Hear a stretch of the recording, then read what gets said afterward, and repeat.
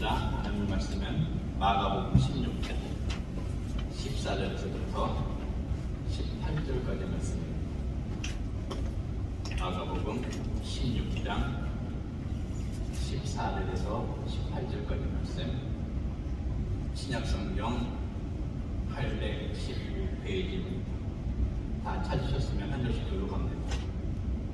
그 후에 11제자가 음식을 먹을 때에 예수께서 그들에게 나타나사 그들의 믿음 없는 것과 마음이 완악한 것을 꾸짖으시니 이는 자기가 살아난 것을 본 자들의 말을 믿지 아니함이라.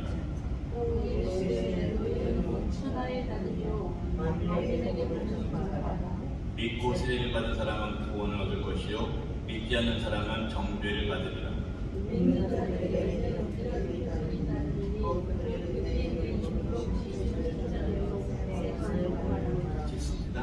뱀을 집어올리며 무슨 독을 마실지라도 해를 받지 아니하며 병든 사람에게 손을 뻗은즉 나으니라 하시더라. 아멘. 기도합니다. 하나님 감사합니다. 오늘 시간에 주의 존전에 모여 함께 예배를 드립니다. 하나님, 오늘 우리가 드리는 모든 예배 하나님 기쁨으로 받아주시옵시고 하나님 예배를 통하여 역사하시는 하나님의 말씀 잘 우리의 마음판에 새길 수 있도록 인도하여 주시옵소서. 아버지 하나님 말씀으로 성장하기를 원합니다. 말씀으로 회복하기를 원합니다. 우리 교회 성도님들 한 분 한 분 늘 말씀의 소중함을 깨닫게 하시고 알게 하시고 날마다 말씀의 행복했을 말씀으로 살아나가는 귀한 분들로 주님 허락하여 주시옵소서. 오늘 시간도 하나님의 귀하신 말씀을 같이 나눕니다. 오늘 이 시간에도 역사하여 주셔서 말씀을 전하는 자나 듣는 자나 성령 하나 안에서 하나 되게 하시고 말씀을 내 마음판에 깊이 뿌리 내릴 수 있는 귀한 분들로 주님 허락하여 주시옵소서. 오늘도 부족한 영체 오셨으니 붙잡아 주시고 준비한 말씀 정확하게 전달할 수 있도록 함께하여 주시옵소서. 감사하며 예수님 이름으로 기도 올리옵나이다. 아멘. 요즘에도 한국에서 그런 일을 하시는 분들이 있는지 모르겠는데, 예전에 명동이나 이런 지하철역 가보면 큰 피켓 들고 예수, 천국, 불신족 써가지고 막 소리치고 다니시는 분들이 계셨습니다. 그 모습을 볼 때 저는 분명히 예수 믿는 사람이고 당시에 신학생이었습니다. 여러 가지 생각이 들었어요. 꼭 저렇게까지 해가면서 전도를 해야 되나, 굉장히 마음이 불편했었습니다. 굳이 저렇게까지 해야 되나. 그런데 또 다른 한편으로는 저 사람들을 불편하게 보는 나는 그래도 신학생이고 전도사인데 내가 얼마나 열심히 전도를 하고 있나, 이렇게 다른 생각이 들게 하였습니다. 영국의 세계적인 신학자이자 설교가인 존 스타트가 쓴 전도하지 않는 죄라는 책에서 존 스타트는 전도에 있어서 가장 큰 방해가 되는 것은 그리스도인들의 침묵이다라고 말하고 있습니다. 그러면서 저자는 책에서 이런 말을 합니다. 많은 성경에서 주장하는 대로 복음이 기쁜 소식이고 우리를 확신시키고 있는 것인데 우리가 복음을 전하지 않는다면 우리는 죄를 범하게 되는 것이다. 이런 말을 하고 있습니다. 이 말을 우리는 어떻게 받아들여야 될까요? 존 스타트가 태어난 영국은 이제는 선교사를 파송하는 나라가 아니라 선교사가 필요한 나라가 되었습니다. 윌리엄 캐리, 허드슨 테일러를 비롯한 수많은 선교사를 파송했던 영국의 복음화 비율은 지금 채 7%도 안 된다고 합니다. 왜? 존 스타트의 말대로 그리스도인들이 침묵했기 때문입니다. 복음은 기쁜 소식입니다. 복음은 좋은 소식입니다. 복음은 하나님께서 인간의 구원을 위해서 예수 그리스도를 통해서 알려주신 소식입니다. 소식이 뭐예요? 소식은 나만 듣고 그쳐서는 안 됩니다. 소식은 전해야 됩니다. 내가 나쁜 소식을 들었으면 빨리 전해서 그 나쁜 상황을 대비하고 피하거나 막아내기 위해서 전해야 합니다. 반대로 내가 기쁜 소식을 들었으면 그 기쁜 소식은 더 많은 사람들에게 알려서 기쁨을 배가 되게 해야 됩니다. 함께 기뻐해야 합니다. 복음, 좋은 소식입니다. 복음은 우리를 지옥에서 천국으로 옮기는 영원한 기쁨을 누릴 수 있는 영원히 변하지 않는 좋은 것들을 우리를 영위할 수 있는 방법을 알리는 소식입니다. 이 자리에 있는 우리들, 그동안 내가 예수님을 믿는다고 하면서 얼마나 복음을 전했습니까? 얼마나 귀하고 기쁘고 좋은 소식을 나누려고 했습니까? 못했다면, 아니 안 했다면 왜 안 했을까요? 일단 나는 예수 믿고 구원받았으니까 뭐 감사하지, 이거로만 족하지 하는 이기주의적인 신앙을 갖고 있기 때문에 안 했습니까? 그랬다면 그것은 예수님을 잘못 믿고 있는 것입니다. 아니면 굳이 나까지 전도를 해야 되나? 라는 생각을 가지고 있었습니까? 그렇다면 그것은 예수님께서 우리를 어떻게 구원해 주시는지를 잘 모르고 있는 것입니다. 우리를 위해서 하늘을 걸으시고 이 땅에 오신 예수님께서는 분명히 복음을 전하라고 말씀을 하셨습니다. 이제 우리는 입을 열어서 복음을 증거해야 됩니다. 더 이상의 침묵은 죄입니다. 예수님 말씀대로 살겠습니다 하면서 복음을 전하라고 말씀하신 그 명령에 순종하지 않는 죄를 짓는 것입니다.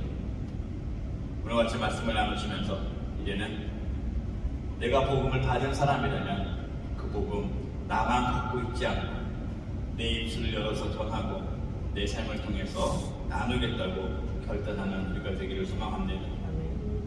첫 번째로, 자 그럼 어떻게 해야 복음을 전할 수 있을까요? 먼저 우리가 믿어야 됩니다. 내가 확신이 있어야 됩니다. 교회에서 가장 많이 사용하는 단어 중에 하나가 바로 믿음입니다. 기도할 때도 믿음을 더해달라고 기도합니다. 자 그럼 믿음의 뜻이 뭔가요? 누군가 나한테 믿음이 도대체 뭡니까? 라고 물어본다면 나는 어떻게 대답을 할 수 있을까요? 믿음에 대해서 성경사전에서는 이렇게 설명하고 있습니다. 신앙, 확신, 신뢰, 유일함을 의미하며 진실로 받아들이는 것을 말합니다. 성경에서의 믿음은 하나님께 자신의 삶을 바꾸는 태도를 말합니다. 믿음을 지닌 사람은 하나님께서 계시해 주신 진리를 확실하고 신뢰할 만한 것으로 여기고 신뢰, 사랑, 그리고 순종함으로 반응한다. 또 성경에서도 많은 부분이 믿음과 믿음의 사람들에 대해서 말씀을 하고 있습니다. 아브라함을 믿음의 아버지라고 말합니다. 모세, 다윗 역시 믿음 좋은 사람이라고 말하고 있습니다. 바울 더 이상 말할 필요도 없습니다. 예수님의 제자 베드로는 남에서부터 걷지 못하는 사람을 고쳐준 후에 솔로몬의 행각에서 설교를 할 때도 믿음을 강조합니다. 사도행전 3장 16절입니다. 그 이름을 믿음으로 그 이름이 너희가 보고하는 이 사람을 성하게 하였나니 예수로 말미암아 믿음이 너희 모든 사람 앞에서 이같이 완전히 낫게 하였느니라. 아멘. 자, 그런데 이 베드로의 이적과 믿음의 설교는 언제부터 나타난 것일까요? 베드로가 예수님을 믿었을 때입니다. 예수님의 부활하심을 믿었을 때예요.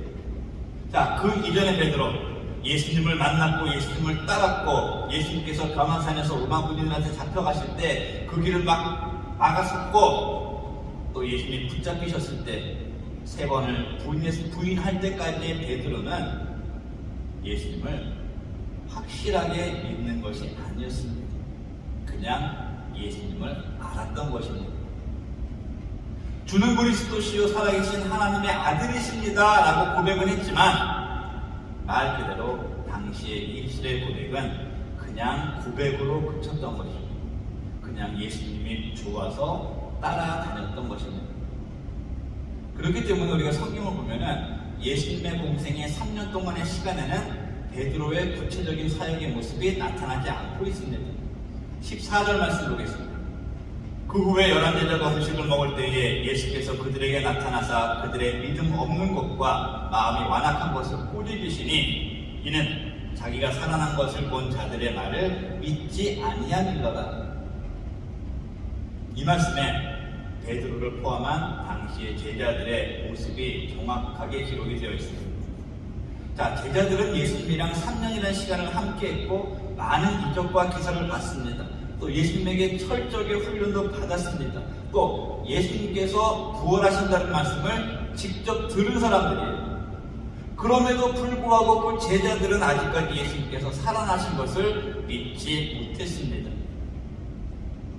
믿지를 못했기 때문에 제자들은 예수님의 부활하심을 전하지 못했던 것입니다. 믿음이 없어서 예수님을 증거하지 못했던 것입니다. 이 모습이 지금 우리들의 모습이 아닌가 생각을 해봅니다. 교회는 오래 다녔습니다. 많은 설교를 들었습니다. 성경도 많이 읽었습니다. 기도도 많이 한다고 합니다. 그런데 내가 교회를 왜 다니고 왜 성경을 읽고 왜 설교를 듣고 왜 기도를 하는지를 전하지를 못합니다. 정리해서 복음을 전파하지 못합니다. 왜?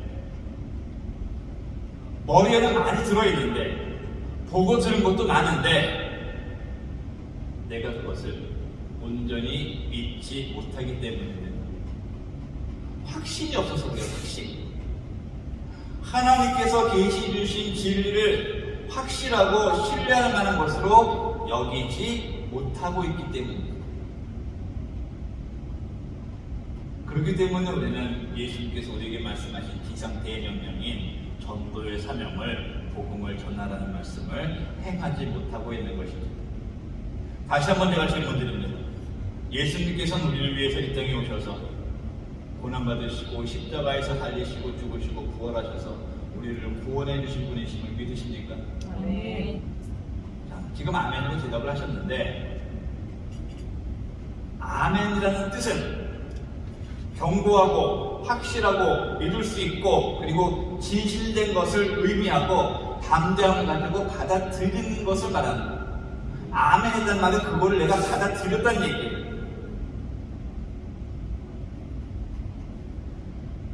지금 우리 성도님들이 아멘이라고 하신 그 대답이 형식적인 습관적인 아멘이 아니시기를 간절한 마음으로 소망합니다. 그리고 예수님을 믿는 그 믿음이 순간적인 감정적인 믿음이 되지 않기를 소망합니다. 오늘 여기에 있는 우리들 예수님의 구원의 역사 복음은 확실하고 진실된 것임을 알고 담대함을 가지고 받아들이시고 그 받아들인 것을 잘 지키셔서 확신을 가지고 살아가는 온전한 믿음의 소유자가 되시기를 주의 이름으로 축원을 드립니다. 자, 두 번째로 이제 우리가 예수님을 믿는다면 어떻게 될까요? 내가 예수님을 믿어서 예수님이 얼마나 좋은 분이신지를 내가 알면 그것을 전해야 되는 거예요. 증거해야 됩니다. 내가 예수님이 너무 좋은 분임을 알면은 그것을 전하지 않고는 견딜 수 없는 마음이 내 속에 생겨야 되는 거예요. 또 그것이 예수님의 명령이기도 합니다. 교회를 몇 년만 다니면 전도를 해야 된다. 우리가 잘 압니다. 그만큼 교회에서 전도, 복음 전파에 대해서 이야기를 많이 하기 때문입니다. 그런데 전도를 잘하지 못합니다. 아니, 안 합니다. 왜 우리는 전도를 하지 못할까요? 왜 복음을 전하지 않을까요? 오늘 본문 15절에서 예수님께서 너희는 온 천하에 다니며 만민에게 복음을 전파하라. 이 말씀. 복음을 전해야 하는 것은 알기는 아는데 왜 실행에 옮기지 못하고 있을까요? 미국의 교회 성장과 복음전도 전문가인 톰 룰리스 박사는 2015년도에 크리스천 포스트 정기 칼럼에서 우리가 전도, 복음 전파를 하지 않는 이유를 9가지로 설명을 했습니다. 넘겨주십니다. 1번, 많은 이들이 전도가 뭔지를 모른다. 복음 전도의 롤모델을 찾기 힘들다. 일부 교인들은 전도를 필수라고 생각하지 않는다. 교회에서 전도 훈련을 제공하지 않는다. 예상하지 못한 두려움이 있다. 나는 이미 구원을 받았다는 타성이 젖어있다. 목회자들이 전도에 대한 본을 보이지 않는다. 교회 안에서만 인간관계를 맺는다. 불신자들이 어떻게 되든 상관이 없다. 저는 이 9가지를 보면서 저 역시 너무 많은 부분에 해당이 되어 있고 내가 해야 할 일을 하지 않고 있는 부분도 발견하게 되었습니다. 이걸 보시고 여러분들이 해당하는 것은 몇 가지가 있다고 생각을 하십니까? 어떤 이유를 들고 복음을 증거하지 않았습니까? 왜 복음 증거하는 일에 게으름을 피웠습니까? 왜 예수님께서 나를 구원해 주셨음을 믿으면서도 믿지 않으면 죽는다는 것을 알면서도 예수님의 지상명령임을 알면서도 왜 전도하지 않았을까요? 복음 전하는 일을 하지 않았던 나, 예수는 그리스도라고 증거하지 않았던 나, 우리 모두는 회개해야 됩니다. 저부터 내 게으름 때문에 살아야 할 사람이 살지 못하고 죽어가고 있는 것을 방황하고 방관하고 있었음을 우리 모두는 회개해야 하는 것입니다. 지금까지 이런 핑계 저런 핑계 대면서 복음을 전하지 않았다면 이제는 그 핑계를 기회로 방법으로 바꿔서 복음을 전하는 우리가 되어야 합니다. 여기는 우리 역시 누군가의 전도를 통해서 어느 누군가 나에게 복음을 전해 주어서 죽음에서 영생으로 마귀의 장에서 하나님의 자녀가 된 큰 축복을 받은 사람들입니다. 우리가 이 복음을 들었으면, 이 복음을 듣고 믿어서 하나님의 자녀가 되었으면 이제는 내가 들은 이 복음을 전해야 하는 때입니다. 이전에는 예수님을 따르기만 했던 베드로가 훗날 온전히 예수님 믿고 그 예수님을 증거하면서 했던 말씀, 주 예수를 믿으라 그리하면 너와 내 집이 구원을 얻으리라. 이 말씀을 믿음으로 행하고 전할 수 있는 우리 모두가 되기를 주의 이름으로 축원을 드립니다. 세 번째, 자 이제 확신의 믿음을 가졌어요. 전해야 되겠다는 결단도 했습니다. 그 이후에는 우리가 해야 할 일이 있습니다. 복음을 전하는 것은 내 힘으로는 감당할 수 없는 일입니다. 그렇기 때문에 예수님께서 함께 역사하실 때 열매가 맺어지는 것임을 알고 예수님께서 함께 하심을 믿고 나아가서 전해야 하는 것입니다. 앞에서 말씀을 나는 우리가 전도를 하지 못하는 이유, 복음을 전하지 못하는 이유 9가지 중에서 저는 가장 큰 비중을 차지하고 있는 것 중에 하나가 예상치 못한 두려움이 있다, 이거라고 생각을 합니다. 과연 될까? 내가 전도를 한다고 해서 그 사람이 전도 대상자가 예수님을 영접할까? 괜히 지금 사이가 좋은데 교회가 되는 말 해가지고 그 사람하고 관계가 틀어지지는 않을까? 다른 사람들도 하지 못하는 전도를 내가 과연 할 수 있을까? 이런 막연한 두려움, 예상하지 못한 두려움, 일어나지도 않은 일을 이미 일어날 것이라고 단정하는 두려움이 우리가 마땅히 해야 할 전도의 길을 막고 있는 것입니다. 그런데 우리는 이런 두려움을 떨쳐버리고 복음 전파하는 귀한 사명을 감당해야 합니다. 자, 우리가 세상의 일도 안 하던 일을 처음 시작할 때는 두려운 마음을 합니다. A라는 직장에서 B라는 직장으로 새롭게 이동을 할 때도 괜히 두렵고 긴장이 될 때입니다. 복음을 전하는 일도 마찬가지입니다. 우리가 시작을 하고 있지 않아서 그렇지 일단 한번 시작을 하게 되면은 다 할 수 있습니다. 담대하게 복음을 증거하고 믿지 않는 사람들을 주님 앞으로 인도할 수 있습니다.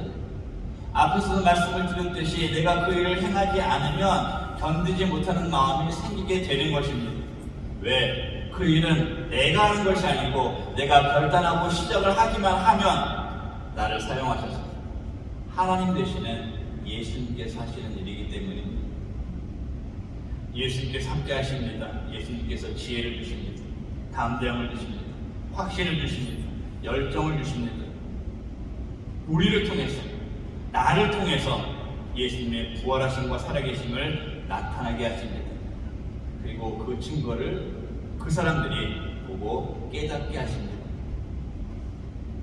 우리는 이렇게 예수님께서 분명히 하실 것이다라는 것을 믿고 우리의 몸만 움직이면 되는 겁니다.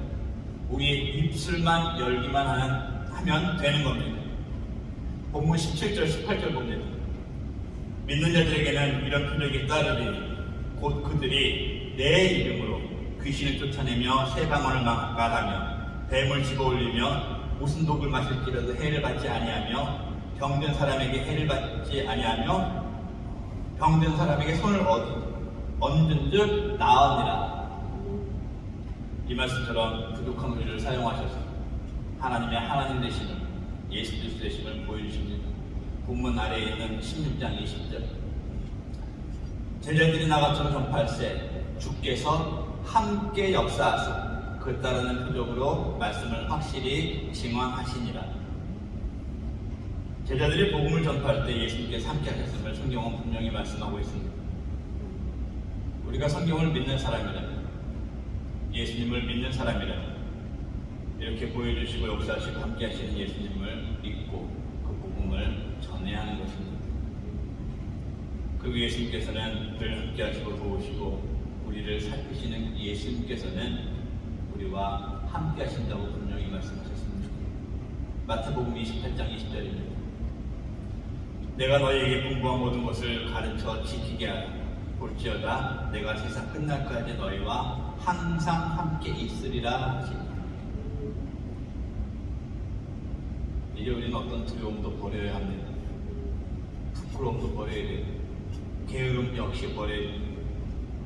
나는 이래 살 수 없고 저래 살 수 없었던 그 핑계대는 그 모든 것들을 버리고 담대함으로 복음을 전파하는 우리가 되어야 됩니다. 복음을 전파하는 일, 지옥 갈 사람을 천국의 길로 인도하는 일, 반드시 행해야 하는 일입니다. 그러나 그 일은 내가 하는 일이 아닙니다. 그 일을 행하라고 명령하신 예수님께서 하시는 일입니다.